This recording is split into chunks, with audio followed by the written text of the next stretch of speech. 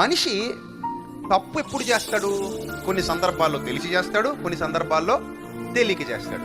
తప్పు చేసిన తర్వాత పశ్చాత్తాపం అనేది ఎవరిలో అయితే వస్తుందో అక్కడ దేవుడు ప్రత్యక్షమవుతాడు.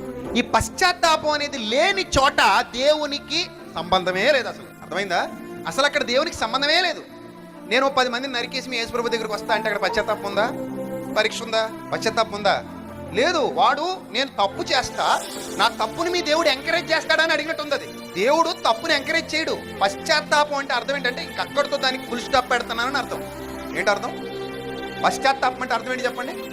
అక్కడితో దానికి ఫుల్ స్టాప్ పెడుతున్నాను, ఇక ఆపేస్తున్నాను, మారిపోయాను, మంచిగా ఇక మీదట న్యూ లైఫ్ స్టార్ట్ చేస్తాను, ఆ పాత దానికి ఏంటి మరి పరిస్థితి అని దాని అర్థం తప్ప నేను రేపులు చేస్తా క్షమిస్తావా, నేను మర్డర్లు చేస్తా క్షమిస్తావా, నేను దొంగతనాలు చేస్తా క్షమిస్తావా, నేను ఇంకేవో ఎదో పనులు చేసుకుంటా తిరుగుతానని క్షమిస్తావా అని కాదు. అక్కడ ఆ భావజాలం లేదు. అక్కడ దాన్ని ఎలా తిప్పేశారో చూడండి.